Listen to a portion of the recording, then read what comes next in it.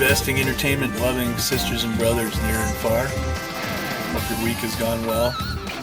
Depending on what time zone you're in, this is Friday morning. It is for me anyway. So I've been hearing, I personally don't use Schwab, but I heard that there was a restriction on the purchase of AMC and GME in regard to using unsettled or maybe non-margin funds, which is interesting. I do still hold AMC. I don't even look at it every day. I have some alerts set for ungodly high numbers if something happens. But it is interesting, and I guess we'll just have to see how that plays out. You know, people are talking about either a heavy-duty correction or something just short of a black swan event that could trigger a MOAS. I'm certainly all for that. I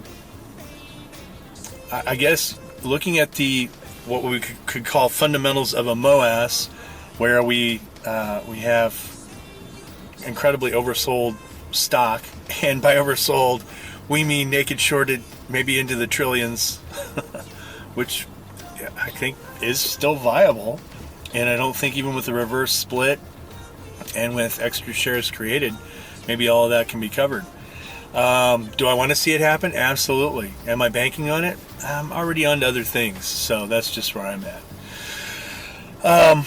Obviously, a lot of us still, I'm feeling a bit more settled today. I'm obviously not over it, but just really saddened and sobered by the passing of Lou Bravo. Lou was somebody I paid a lot of attention to, along with others, and I didn't just follow what Lou said or follow what Angelo said or follow what Donahue says, but they were good points of entry to corroborate and do research and figure out what I was going to do. And that I really appreciate, because I would have had really no knowledge at that time of dark pool abuses, naked shorting, anything like that. And I'm still not an expert. I don't pretend to provide expertise. I said it in my last video, I'll say it again. The thing I liked about Lou, more than just his overall vibe, because I went to school and hung out with East Coast guys. My mistake.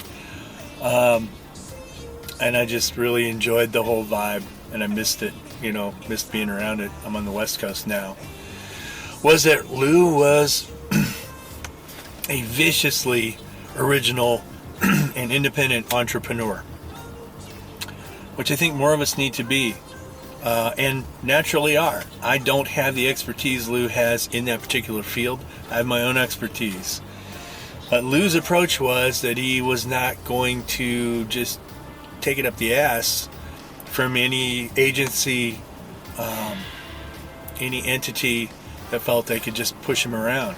And he got pushed around a lot, both online and off. And I think that's a refreshing and solid way to be in the business world, is to take your area of expertise, and if you can share that and help other people forward their own momentum, then that's the way to go, in my opinion. Having said that, I am a guy who, my investments occur more in the domain of intellectual property, production music for videos, documentaries. Gotten into more into video production now, and while I do get paid up front for that, I also get back-end royalties. And royalties are something you might want to research for yourself. There are various kinds of royalties. Obviously, lots of people create courses, and you get paid for the courses. That's can be a kind of royalty, and can have other royalties attached to it. My royalties occur in a lot of the area of production music, so I will get an advance payment on production music, go ahead and create the music. It'll go into a video of some sort, and down the road, I'll make a certain amount of money. It's usually somewhere between 6 to 9 months. Although I am now seeing some quarterly payouts through CD Baby, which kind of took me by surprise. I realized I had some albums online with them. Some of those albums overlapped with production music. Some of that production music somehow found its way into TikTok. I'm not even on TikTok, but I was getting little fractions of a penny. As people, those of you who have music on streaming services well know, we do feel it's a little undervalued on those services. But it got me thinking, I wonder if it could be scalable. So I've been working to integrate more music into more videos, both my own and for clients. Obviously music that's appropriate to the genre. And it is scalable. It takes some work, and I do think we do need to see a correction in terms of payout for artists. But I think that may be coming too. That's just my own personal feeling, not financial advice.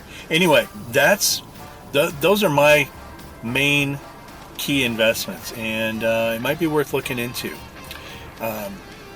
If nothing else, if you have an idea you could put into, turn into a course. If you're good at making videos, YouTube and Rumble could be places where you could find yourself making kinds of royalties based on your intellectual property, and it might be worth researching. So that's mostly my area of expertise, and I'll continue to offer it here for whoever it might benefit. At any rate, Lou did set us a great example in terms of moving ourselves forward, and not taking shit from a bunch of agencies that have been dealing underhandedly for decades. So, at any rate, that's it for me. Have yourselves a great weekend. We continue to remember the great Lou Bravo, and we wish his family and friends well. Take care.